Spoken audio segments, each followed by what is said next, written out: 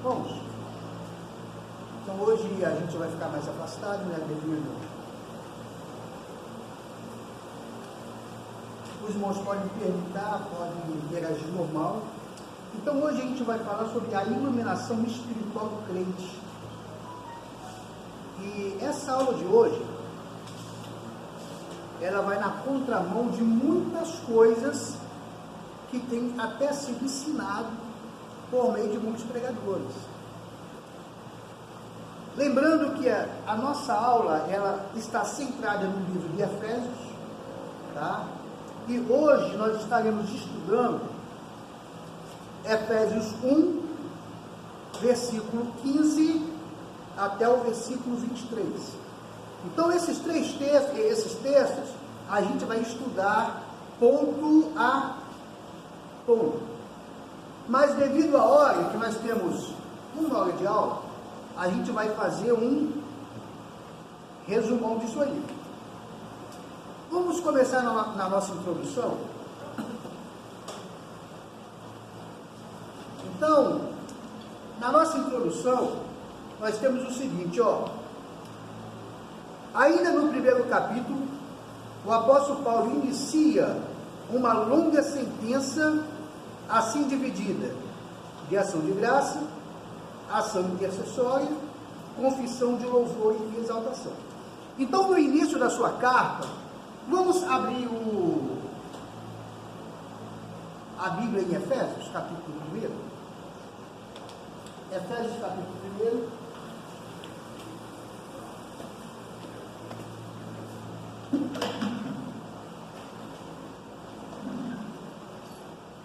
No início da sua carta, Paulo começa com louvor, com ação de graça.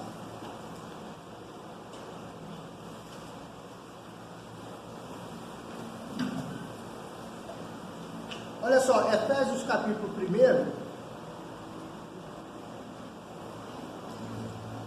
versículo 1 e versículo 2. Paulo, apóstolo de Cristo Jesus, pela vontade de Deus, aos santos que estão em Éfeso e fiéis em Cristo Jesus. A vós outros, graça e paz da parte do vosso Pai e do Senhor Jesus Cristo. Então, olha só, Paulo começa aqui com uma ação de graça.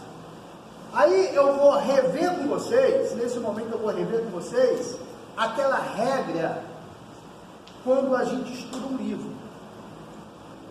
Quem escreveu, para quem escreveu, qual a mensagem que foi escrita e qual a época.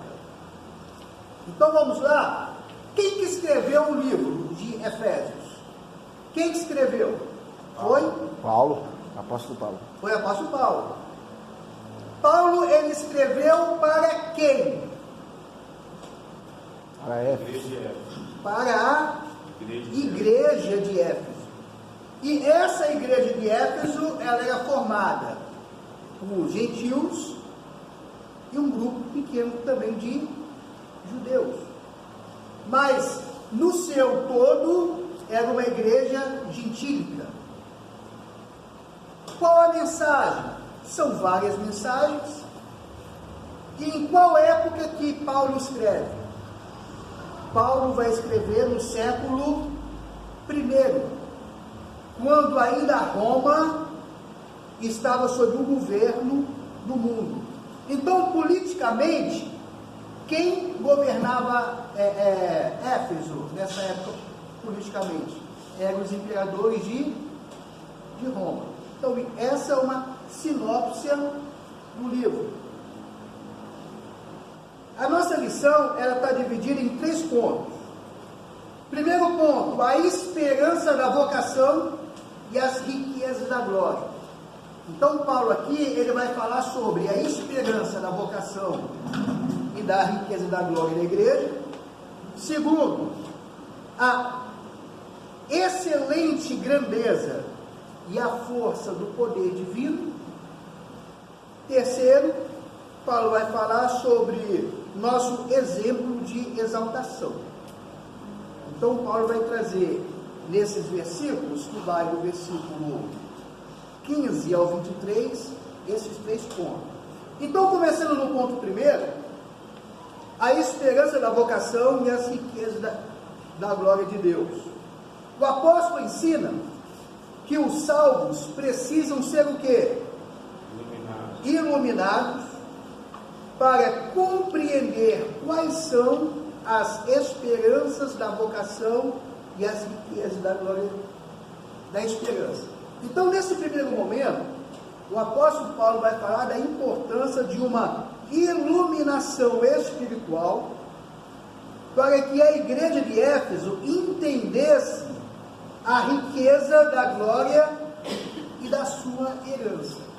Olha só, Paulo chega e fala da seguinte maneira em outra carta: se sois filhos, também sois o quê? Herdeiros. Se sois filhos, são herdeiros. Mas agora, qual a riqueza da glória dessa herança? Nós somos herdeiros, não somos? Mas qual a riqueza da glória dessa herança? Nós herdamos o quê? Vocês sabem, irmãos, o porquê que muitas pessoas largam Jesus? Muitas pessoas, elas abandonam Jesus por elas terem a igreja apenas como um ponto religioso, um ambiente religioso e de encontros sociais. Muitos crentes ainda, eles não têm na sua mente a herança que o aguarda, quais os propósitos de Deus para ele, cristão. Então, como que nós, através da teologia da prosperidade, nós temos aprendido a moeda de troca, Deus me dá e eu devolvo para Deus? É essa a minha conduta também dentro da igreja. É eu estar aqui esperando alguma coisa de Deus. E quando Deus, ele não atende a minha expectativa, o que é que eu faço? Quando Deus não atende a minha expectativa, o que é que eu faço? Eu volto para trás. Volto para trás, por quê? Eu tenho uma expectativa que me foi posta, e agora Deus não atende essa minha expectativa. Aí eu desanimo e eu volto para trás. Só que nós estamos aqui, não é para Deus atender a nossa expectativa. Nós aprendemos nas lições passadas que nós fomos eleitos e nós fomos predestinados para algo. Então nós fazemos parte de um propósito absoluto de Deus. E é isso que Paulo vai tratar aqui em Efésios. Ok? Paulo vai tratar sobre a riqueza da glória e a sua herança. Você é herdeiro, mas é herdeiro de quê? Quem é Deus? Qual é a glória que há nesse Deus? É isso que Paulo vai tratar. Então, o primeiro ponto aqui desse tópico, a ação de graça e intercessão. O apóstolo se alegra em dar graças a Deus pela vida dos eleitos. Vamos ver isso aí? Efésios 1, versículo 16. Lembrando, estamos estudando o livro de Efésios, então a gente vai ler muito o livro de Efésios. Efésios 1,16. O apóstolo se alegra em dar graças a Deus pela vida dos eleitos. Quem achou o texto e quiser, pode ler para a gente. Não cessa de dar graças a Deus por vós, lembrando-me de vós nas minhas orações. Então, olha só, observa que nessa ação de graça, nesse começo, Paulo fala que não esquecia dessa igreja e sempre oferecia a Deus ação de graça por ela. Então, observa, é uma igreja que estava ou que fazia parte das orações do apóstolo Paulo. Por todas as bênçãos espirituais recebidas, tais como eleição, predestinação, filiação e dom do Espírito Santo. Paulo, ele orava por essa igreja, mas ele orava por qual razão? Não cesso de dar a Deus por vós, lembrando-me das minhas orações, para que o Deus de nosso Senhor Jesus Cristo e Pai da glória vos dê em seu conhecimento o espírito da sabedoria e de revelação. Observa, Paulo, ele orava por essa igreja, mas ele orava por essa igreja para quê? O que ele pedia a Deus? Deus, abençoa a igreja de Éfeso, dê prosperidade a essa igreja, abençoa que eles tenham um templo bonito, abençoa que a igreja fica cheia. É isso que Paulo orava? Não. Paulo orava em relação a quê?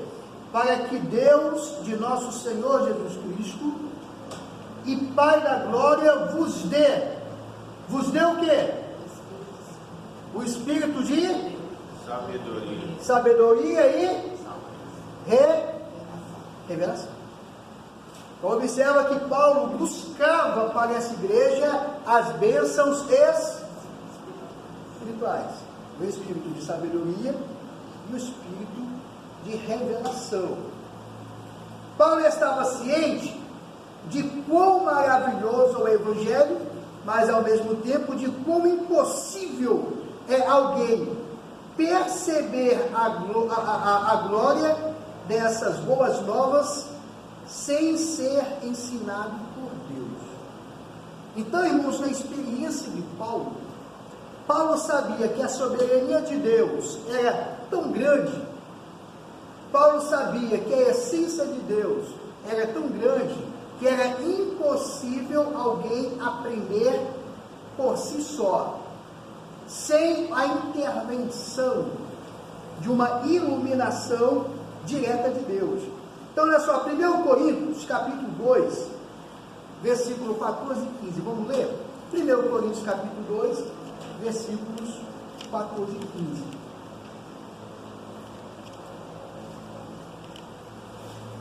Quão impossível é alguém perceber a glória, as gloriosas boas novas, sem ser ensinado por Deus. 2 Coríntios, capítulo 2, 14 e 15. Quem quiser pode ler, quem achar e gosta de ler e quiser ler, fica à vontade para ler, tá? Fazemos uma interação. 2 Coríntios 2, 14 e 15. O que Paulo fala para a igreja de Coríntios em relação a conhecer Deus? Graças, porém, a Deus, que em Cristo sempre nos conduz por meio de nós, manifesta em todo lugar a fragrância do seu conhecimento. Verso 15.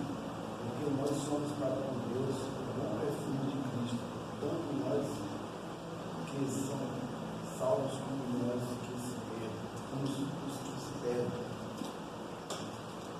Graças a Deus por vós, sempre vos faz triunfar em Cristo e por meio de nós manifestar em todo lugar o cheiro do seu conhecimento. Então Paulo, ele mostra aqui em Coríntios que esse conhecimento, ele vem de quem? Ele vem de quem? De Cristo. Temos que estudar sim, para ver que Paulo, ele quando estava em prisão, ele pede os rolos e os livros. Temos que estudar, temos que estar nas academias, se assim necessário, nos seminários, se assim necessário, mas também nós temos que compreender, irmãos, que a única pessoa capaz de nos mostrar e ensinar e revelar Deus não é ninguém a não ser quem? Ele mesmo. Então, se Deus, ele é capaz de nos revelar a si mesmo, será que teu Espírito, ele não seria capaz de nos ensinar as coisas concernentes a seu respeito? O que vocês acham? O que vocês acham? O Espírito Santo, ele é capaz ou não de me ensinar sobre Deus? É capaz. Ele é ou não é? É É essa capaz. a questão que Paulo faz aqui na igreja de tanto Éfeso como Coríntios. Quando é impossível alguém perceber a glória dessas boas novas sem ser ensinado por Deus?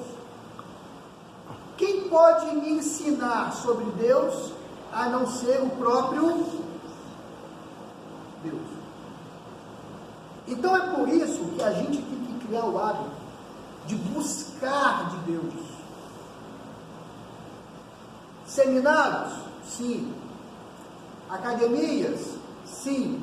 Mas a gente não pode trocar Deus ou a essência da sua ciência por tudo isso. Vamos lá. Vamos abrir a Bíblia em Coríntios, falando aqui do conhecimento ensinado por Deus. Vamos abrir a Bíblia em Coríntios, capítulo 1 Coríntios, capítulo 12. A igreja precisa voltar a essa essência. 1 Coríntios 12, versículo 4, olha só.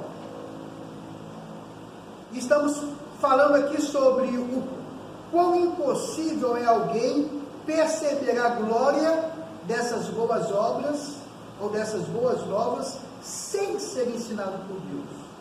Existem coisas que a academia não ensina, que o seminário não ensina, mas existem coisas que eu vou aprender apenas por intermédio de Deus. Olha só, 1 Coríntios 12, verso 4. Há diversidade de dons, mas o Espírito é o mesmo. Então Paulo aqui vai falar para Coríntios que na igreja vai haver uma diversidade de dons, dado pelo Espírito Santo. E entre esses dons, olha só o versículo 8. Entre esses dons, Paulo mostra aqui, versículo 8. A um pelo Espírito é dada a palavra da sabedoria, a outro pelo mesmo Espírito a palavra da ciências. E o que é ciências? Ciências é conhecimento.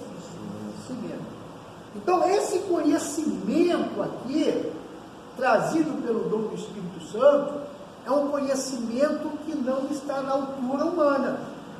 Se é um conhecimento dado pelo Espírito Santo, o Espírito Santo tanto pode nos fazer conhecer as coisas humanas, como também nos fazer conhecer as coisas que não são humanas.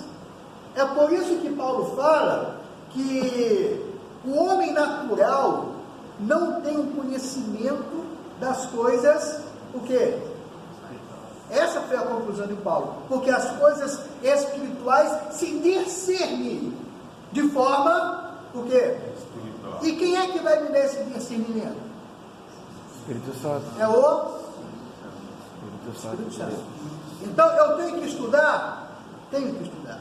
Mas eu tenho que entender que muitas coisas que vai me ensinar é quem? Mas eu tenho que estudar, mas não me afastar dessa busca constante. Senhor, eu dependo do Senhor para aprender. Um outro texto que eu quero compartilhar com vocês, voltando aqui para o livro de Efésios. Vamos lá, Efésios capítulo 4. A igreja não pode estar distanciada dessa busca de Deus, desse conhecimento que transcende o conhecimento do homem. Olha só, Efésios 4, a partir do versículo 11.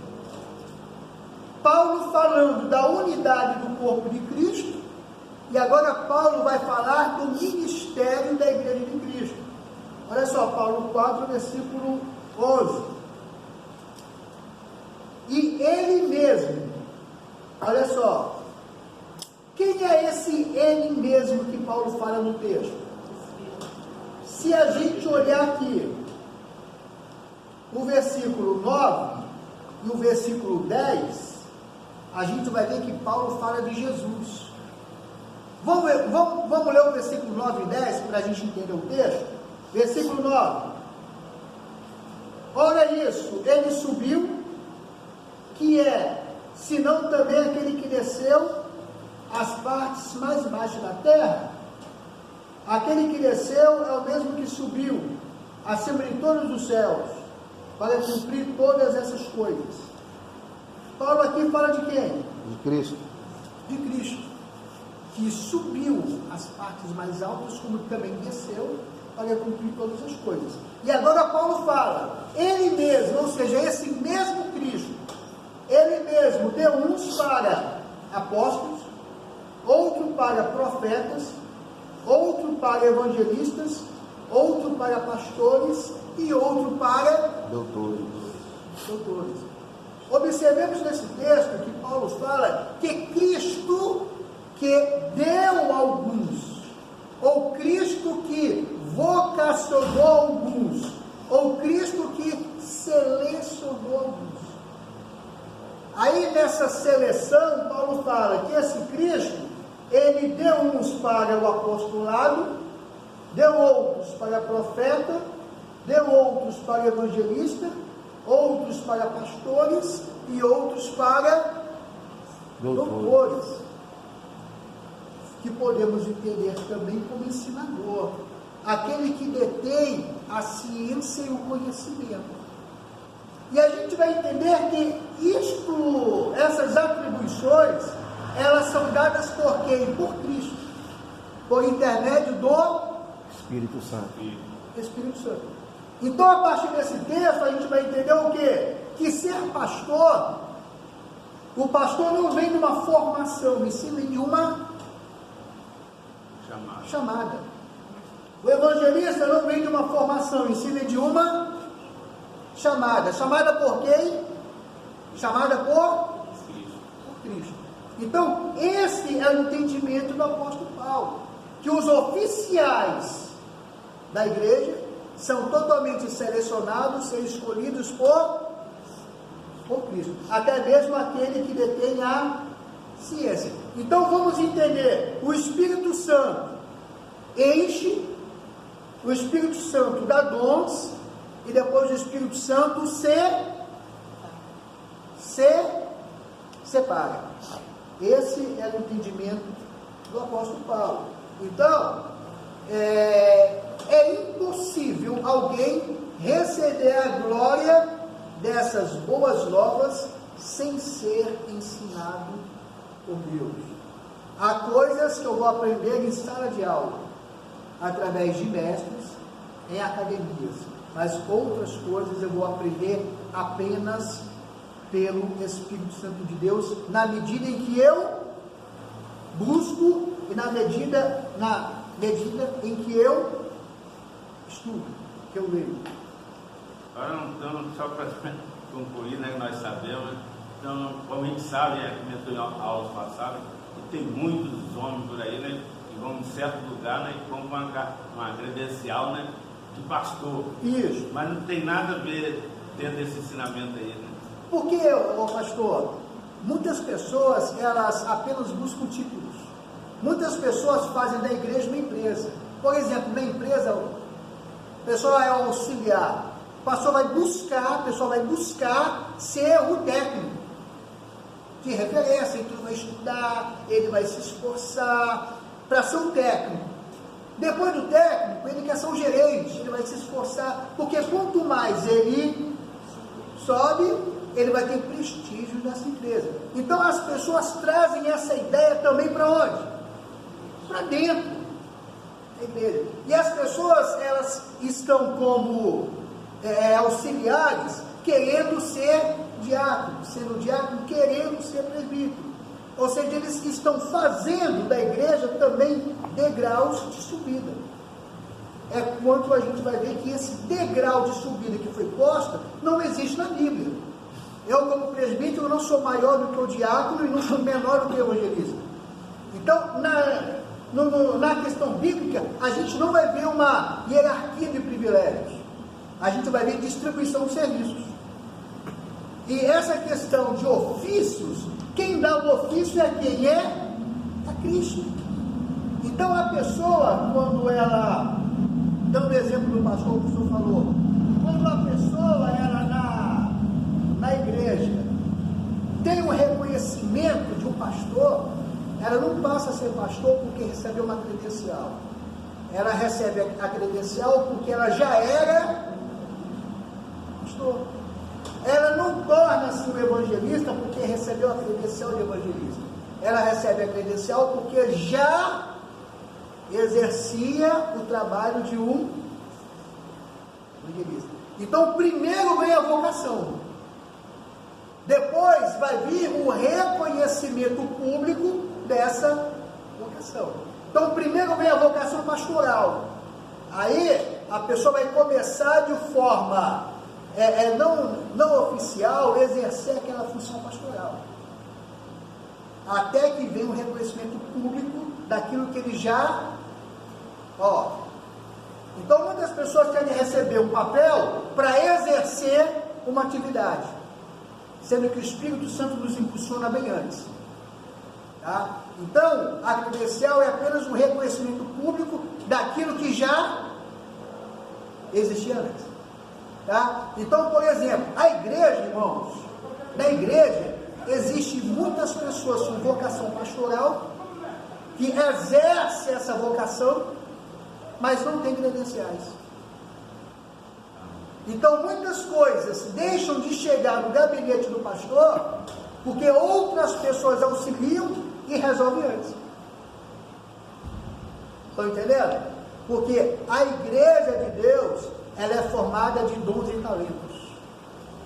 Então, tem oficiais que são reconhecidos publicamente, é aqueles que têm a credencial. Mas por esse texto a gente vai observar que tem pessoas que não têm a credencial, mas que também exercem uma vocação. E estão espalhadas aonde? No seio da igreja. Porque quem distribui dons e quem distribui vocações é o Espírito Santo de Deus. E ele dá a quem? A quem ele o quê? A quem ele quer. A quem ele quer. É a mesma coisa para dar aula. Muitas pessoas não fazem parte do grupo de professores, mas já exercem uma atividade de docência. Ok? Então a pessoa não passa a ser um professor quando ele é chamado para dar aula. Ele é chamado para dar aula porque ele já era um professor. Primeiro vem a vocação, para depois vir o reconhecimento público daquela vocação.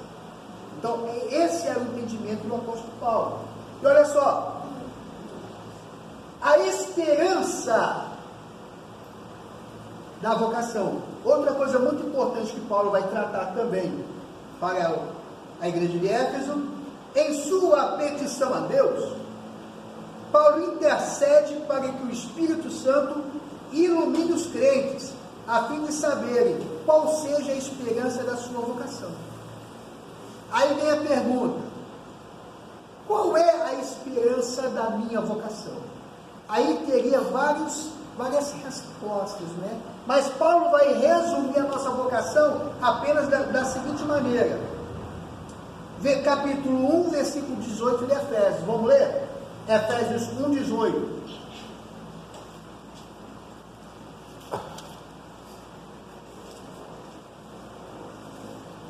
Quem achar o texto quiser pode ler, Efésios 1, 18. Paulo falando sobre a vocação da igreja. Não é a minha vocação como pessoa, mas é a vocação da igreja. Efésios 1, 18. Tendo iluminado os olhos do vosso entendimento, para que saibais qual seja a esperança da sua vocação, as quais as riquezas da glória da sua herança nos santos. Segura aí, a gente depois do 19 vai continuar lendo. Então Paulo vai falar da vocação da igreja. Para que essa igreja ela foi vocacionada? Assim eles seriam capazes de experimentar e reconhecer profunda e espiritualmente os privilégios de serem vocacionados. Aí olha só, primeiro aqui, Deus chamou pessoas no passado, ou seja, uma chamada que ele teve a iniciativa por meio da eleição em Cristo. do qual fazemos parte. A chamada abrange o serviço de santificação no presente, isto é, acha-se irrepreensível viver em comunhão de grande modo digno. Terceiro, a participação gloriosa no futuro, que compreende a vida eterna e a esperança de conhecer Deus face a face. Então, primeiro, Deus, ele já havia chamado essa igreja no passado. Nós vimos isso nas aulas passadas, sobre eleição e predestinação. Deus agora chama essa igreja no presente para a comunhão. E a expectativa é que essa igreja, ela continua participante no futuro, na expansão da glória de Deus. Então, a igreja, ela foi chamada no passado, desde o passado, nós vimos isso pela eleição e pela predestinação. Essa igreja continua ativa no presente, no seu exercício, e no futuro, essa igreja vai participar da gloriosa bênção do Senhor, para compreender a vida eterna e a esperança do conhecimento de Deus face a face. Então, Paulo agora, ele vai centrar apenas na herança dessa igreja, tá? Nas heranças vocacionais dessa igreja. Essa igreja foi vocacionada para quê? Aí a gente vai tratar isso aqui, ó, na parte 3, ó, a riqueza da glória da sua herança. Então, a igreja do passado, porque a igreja não é um plano de Deus que nasceu de repente, não. O Cordeiro de Deus que foi morto desde a fundação do mundo. Então, desde a fundação do mundo, na presciência de Deus, a igreja já estava no projeto de Deus. A igreja, ela nasce ali, ela aparece, surge com a morte de Cristo. E no futuro, a igreja vai continuar na participação dessa glória e na esperança de conhecer Deus face a face. E a herança da igreja? Nós vamos tratar aqui no tópico 3, ó. Na oração do apóstolo, ele pede para que os crentes entendessem as riquezas da glória da sua herança, que foi o versículo que nós lemos, que foi o capítulo 1, versículo 18. Deixa eu ler um texto com vocês, deixa eu ver se eu lembrei de um texto aqui. Deixa eu buscar esse texto. Olha só, Paulo diz o seguinte: se sois filhos, sois também o quê? Herdeiros. Herdeiros de Deus e co-herdeiros de Cristo. Quando o crente, ele não entende que ele é herdeiro, quando o crente, ele acha que a vida dele, cristã, se baseia apenas em vir para a igreja e pedir e receber de Deus, a vida cristã desse crente se torna bem fina, bem pequena. E quando ele não é correspondido nas suas necessidades, ele se afasta de Deus. Mas olha só,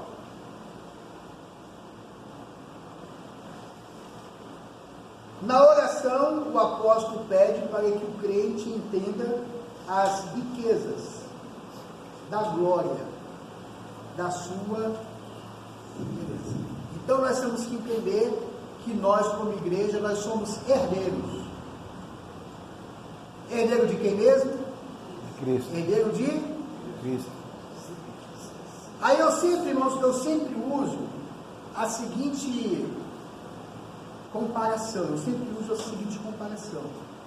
Você está lá na sua casa, aí amanhã chega um oficial de justiça na sua casa e fala assim para você: olha, lá nos tribunais americanos foi constatado que você é herdeiro de Bill Gates.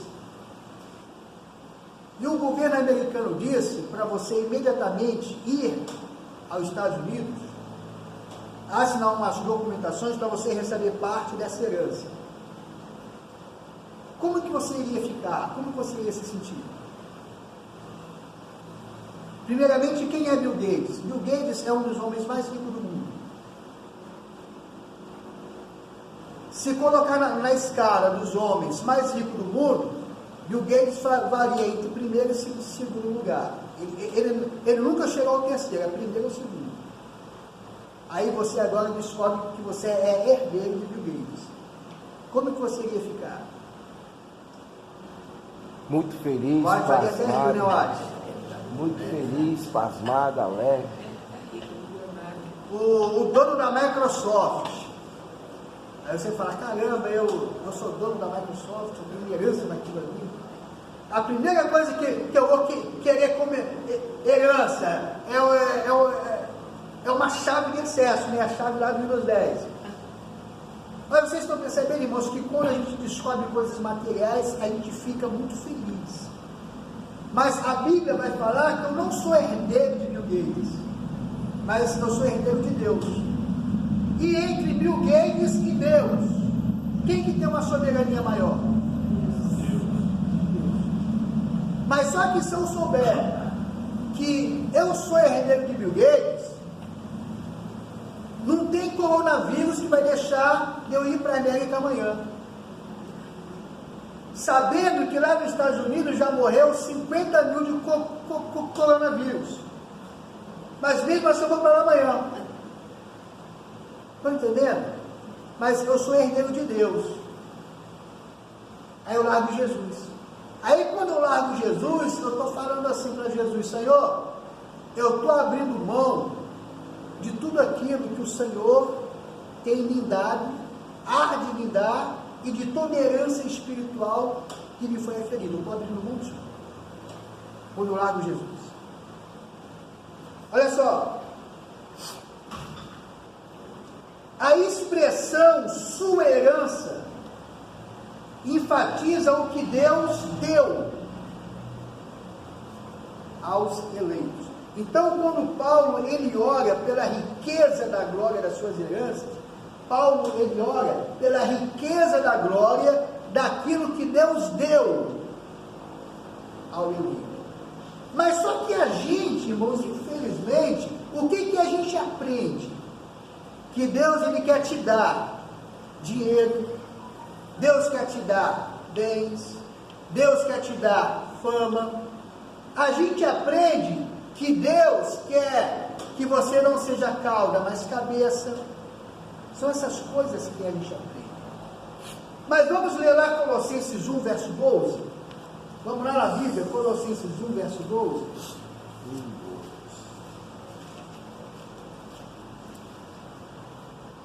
Colossenses 1, verso 12.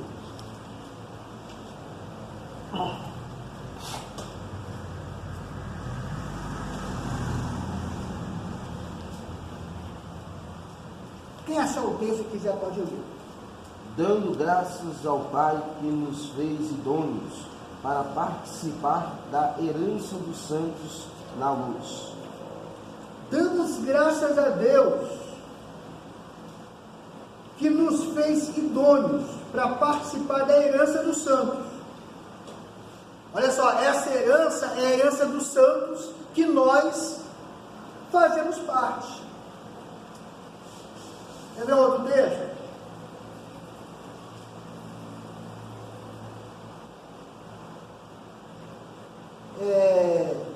Já o termo riqueza refere-se às maravilhosas bênçãos que acompanham o plano da salvação. Então Paulo fala de herança, Paulo fala de riquezas. Só que essas riquezas não está falando em bens monetários. Essas riquezas está se referindo às maravilhosas bênçãos que acompanham o plano da salvação. Então, quando Deus ele elege essa igreja, quando Deus ele chama essa igreja, Ele dá a essa igreja várias riquezas que faz parte desse plano de salvação. E quais são essas riquezas? Olha só: perdão dos pecados, adoção de filhos e bênçãos que serão desfrutadas no futuro.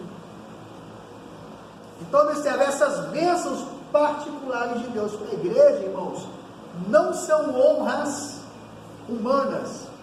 Deus pode proporcionar isso às pessoas? Pode. Mas o propósito e o objetivo de Deus é esse? Não. Perdão dos pecados, adoção de filhos e bênçãos que serão desfrutadas no futuro. Vamos lá, Colossenses 1, 27.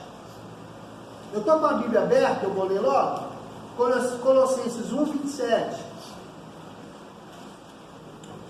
A ele, Deus, quis fazer conhecer quais são as riquezas da glória deste mistério entre os gentios, que é Cristo em vós, esperança da glória. Qual é o mistério da igreja entre os gentios? É Cristo, a esperança da glória. Então, o compromisso particular de Cristo com a igreja é a salvação, é o perdão dos pecados, é a adoção de filhos. Perdão dos pecados, o Senhor pega, através do seu sacrifício, do seu sangue, o pecado e lança no mar do esquecimento. E de seus pecados eu não me lembrarei jamais.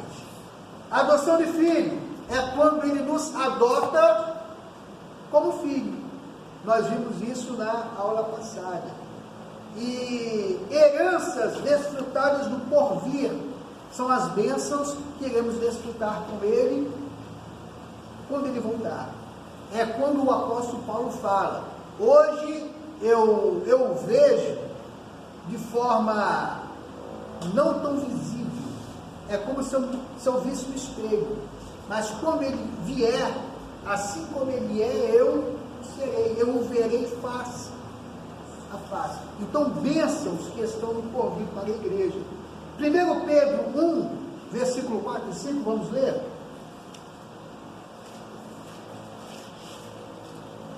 As bênçãos de Deus para a igreja é muito além. É muito além de tesouros na terra. Aí quando o crente não conhece, ele simplesmente abandona Deus por não receber tesouros na terra. 1 Pedro 1, 4, 5. Olha o texto. 1 Pedro 1, 4 e 5. Para uma herança incorruptível, incontaminável e imarcessível, guardada no céu para vós, que pelo poder de Deus sois guardados mediante a fé para a salvação preparada para ser revelada no último tempo. Então, a herança maior de Deus são heranças espirituais, passando pelo perdão, passando pela adoção, passando pela regeneração, passando pela santificação. Heranças para a igreja. A parte 2 aqui fala sobre a excelente grandeza e a força do poder divino. Eu vou fazer um resumo disso aqui devido ao tempo, porque tem muita coisa aqui importante para nós. O poder divino é imensurável e nada pode detê-lo. Em sua carta, Paulo se esmera no esforço de traduzir a grandiosidade e a eficácia desse poder que opera em favor do crente. Qual é o poder que opera em favor do crente? Qual o poder que opera em favor da igreja? Qual é o poder? Vamos lá? Qual o poder que opera em favor da igreja? É o poder divino. É o poder de Deus. Então, o poder que opera em favor da igreja é o poder de Deus. E sobre isso Paulo vai tratar a partir do versículo 19. Efésios 1, versículo 19. Vamos ver o que diz o texto. Efésios 1, verso 19. O qual a suprema grandeza de seu poder para conosco, os que cremos segundo a operação da força do seu poder. Isso é a continuação da oração de Paulo. O qual a suprema grandeza do seu poder para conosco, os que cremos segundo a operação da força do seu poder. Então Paulo, ele acreditava em um poder. Paulo acreditava na força de um poder que estava apoiando quem? A igreja. Ou seja, a igreja, vocês, Efésios, vocês não estão sozinhos. Há um poder que está sobre vocês. E eu oro por isso. É basicamente isso que Paulo quer falar. E o nosso comentário aqui diz o seguinte, a parte 1. A sobreexcelência ou a sobreexcelente grandeza do seu poder. O apóstolo Paulo orou para que os salvos pudessem entender sobre a excelência ou excelente da grandeza do poder de Deus.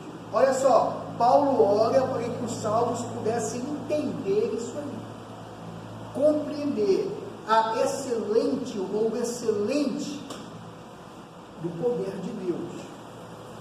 Perceba que a palavra sobre excelente, ela é traduzida do grego, que na forma do adjetivo significa extraordinário, ou seja, Paulo, ele acreditava em um poder extraordinário que estava sobre a igreja. E que poder extraordinário era esse?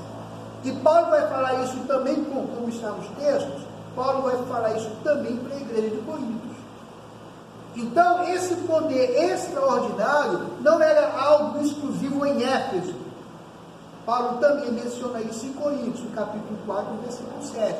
Porque esse poder extraordinário estava envolto da igreja, independente se fosse da igreja de Éfeso ou da igreja que estava em Coríntios, mas da igreja.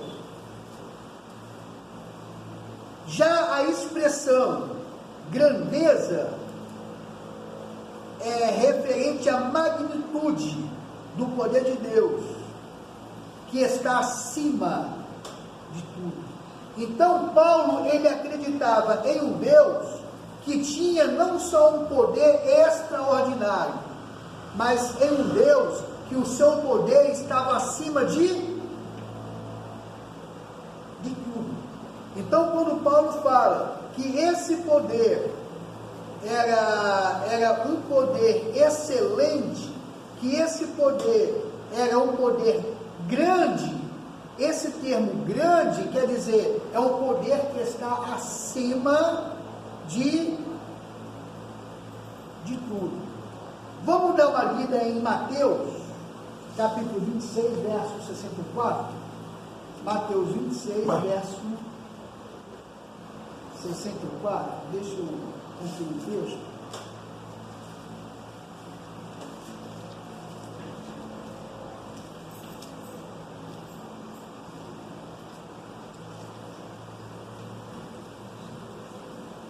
Quem achar e quiser pode fazer menção da leitura. Respondeu Jesus: Tu disseste, entretanto eu vos declaro que, desde agora vereis o Filho do Homem assentado à direita do Todo-Poderoso e vindo sobre as nuvens do céu. Olha só. Quando Pilatos ele vai falar com Jesus, o versículo 63 Versículo 62. Levantou-se o sumo sacerdote, perguntou a Jesus: nada respondestes ao que depõe contra ti? Jesus, porém, guardou silêncio. E o sumo sacerdote disse: conjuro-te diante de Deus vivo, que vos diga se tu és o Cristo, Filho de Deus. Aí Jesus fala para o sumo sacerdote: tu o disseste, porém vos digo que em breve vereis o Filho do Homem assentado à direita do Deus Todo-Poderoso. Então aqui Jesus, ele mostra que o seu poder está acima de todos os poderes. Vocês irão me ver, ou no futuro, vocês irão ver o Filho do Homem assentado à direita, ou em lugar de honra ao lado de Deus Pai. Sabe o que Paulo queria mostrar quando ele fala isso para Efésios? Quando ele chega para a igreja de Efésios e fala que o poder de Deus estava acima de tudo, vamos observar o seguinte: quem é que dominava Roma? Quem é que dominava todo o império nesse tempo?